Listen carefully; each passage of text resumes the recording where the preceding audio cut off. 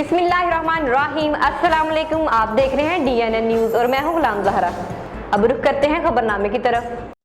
अब रुख करते हैं सियालकोट के नवाही इलाके समड़ियाल से।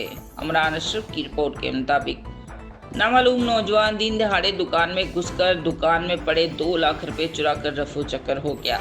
चंद रोज कबल मोहल्ला दार इस्लाम समड़ियाल के रिहायशी अदनान अली अल मरूफ चांद की दुकान जियो साउंड सिस्टम सरवत मार्केट मंडी समड़ियाल में दिन दिहाड़े दोपहर 1:30 बजे के करीब एक नामालूम नौजवान दुकान में दाखिल होकर दुकान में पड़े 2 लाख रुपए चुरा कर रफू चक्कर हो गया।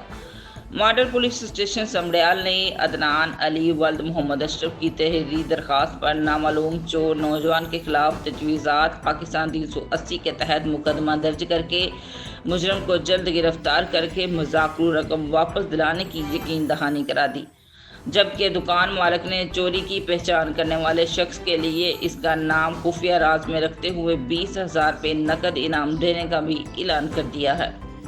अब तक के लिए इतना ही। मज़ीद खबरों के लिए हमारे साथ रहिए। मेरा ईद मेन्यू बनी extra special with Nestle milk pack cream.